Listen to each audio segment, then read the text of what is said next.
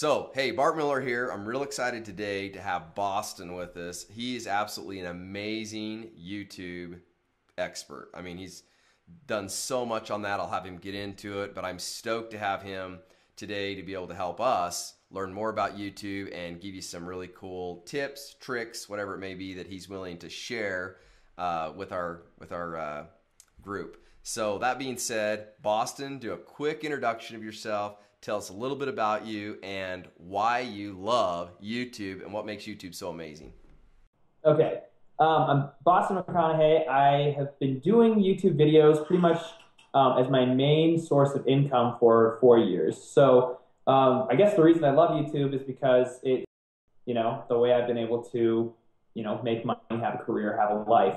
But YouTube itself, when I first approached it, I didn't realize how incredibly valuable it could be to promote businesses, to promote people, actors, and pretty much anybody who wants to get their name, their brand, themselves, anything out to the world without spending an incredible amount of money, because they don't have it, can really use YouTube to break out and become professionally what they want to become. And so it's just a great avenue to achieve your dreams in life. And that might sound a little bit cheesy, but ultimately, that's what it is. So. Right. So tell us when you go out and you're starting with somebody, let's say, like my channel, brand new, growing it. As you know, we're doing this challenge right now, 1,000 subscribers, 10,000 views, which we're well on our way. But when you're talking to people and they're starting to do this, what are some techniques or some fun things that you can share that, not no hidden, but some cool stuff that you can share that they should be thinking of or that they should be conscious of as they're building their channel? Okay, that's really important. The first thing I say to anybody is if you're trying to put content out there and you want to get viewed and you want to get liked, i.e. subscribed to, the real issue, it's just like marketing. Okay. You never want to create a product that creates demand first. It's far easier to fill demand.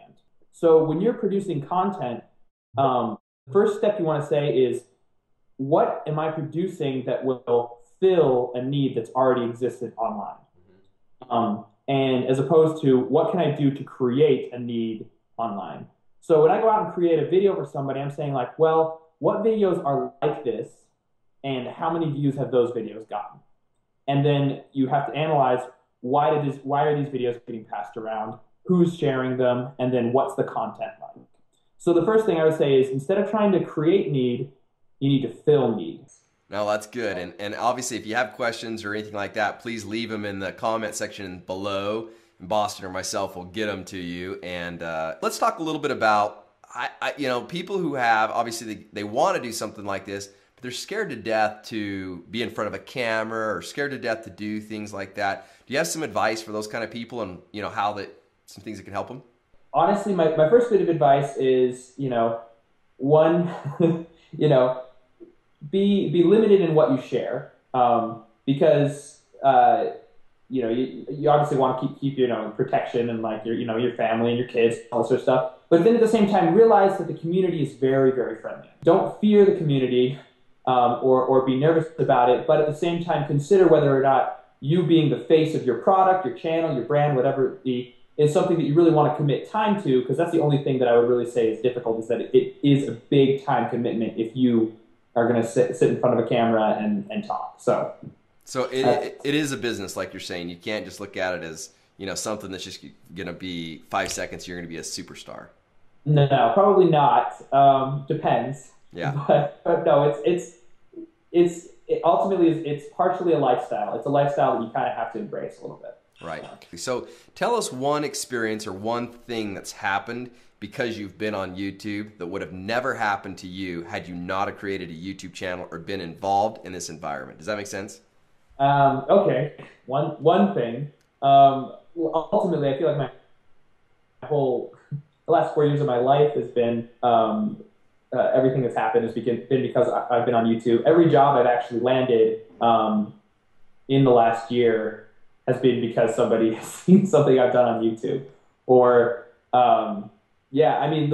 actually, here's an interesting series. And so I was really interested in doing long-form documentary, which really doesn't fit for YouTube. But I was working on this documentary series, and this guy who I had heard before, who's a big documentarian here, actually in Utah where I live, I ran into him while I was working on this documentary. We started talking, and he started mentioning, oh yeah, so I'm really into YouTube and online, and I said, oh yeah, well here's my channel, check it out. And a week later, I ran into him again, and he said, hey, not only did I see your channel, but I saw this other viral video that you just did that got put up, and a friend of a friend of a friend, kind of, he knew that person, and through the YouTube social network, he found them, and he's like, I can't believe you shot that, edited, and threw it up on the same day. He's like, I want to hire you. And so, the next thing I knew, I was editing a 5-part documentary, series for television for the next 8 months. So awesome. It was kind of a cool deal, like it's just that, but that's the environment that at least the entertainment industry is going. Is you'll find jobs and you'll find career paths just because you're putting a minute-long video online. So that's great. That's the example I'm trying to. That was a great example because I think so many people don't realize that you're really going to get connected through this, just like you would Facebook or any. This is a social media site, and they look at it as, oh, I'm just putting video up there. My business isn't going to. Well, when you put business videos up there, people are watching those. They are going to pay attention to them, and if you're doing some cool stuff, they are going to contact you and want to be part of your community, which is awesome. Yeah. Cool. All right.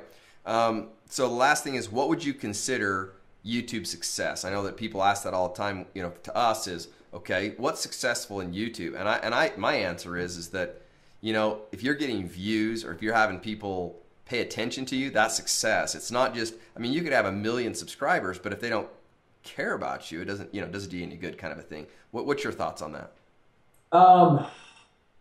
Yeah, I think success is an individual pursuit.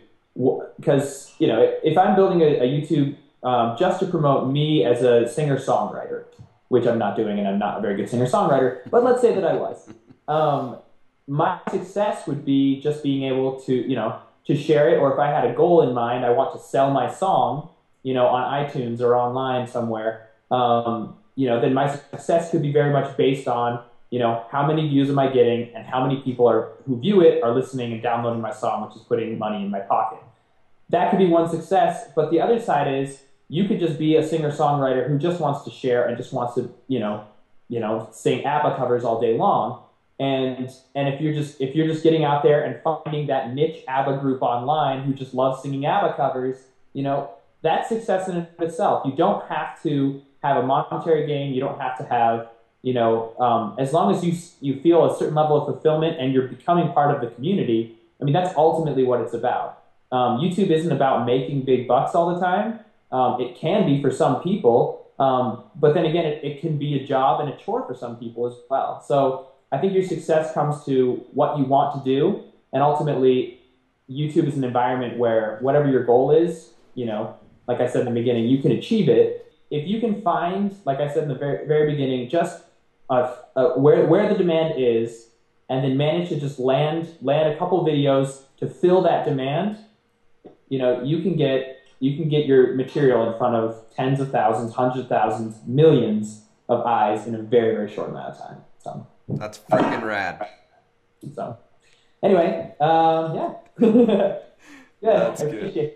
Yeah. So Boston's got a new channel coming out. It's called Frickin' Rad. It's not out yet. It'll be out. Remind me again when? So we're launching the first week of June.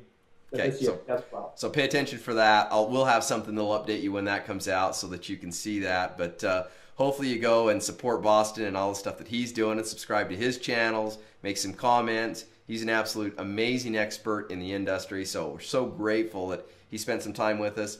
Boston has subscribed to this channel, so he'll be able to see your stuff and he'll be able to make some comments for you. So subscribe to the channel. Make sure you do that for us. Leave some comments below. And we appreciate you and hope you enjoyed this segment. If there's anything else you have questions for, please let us know.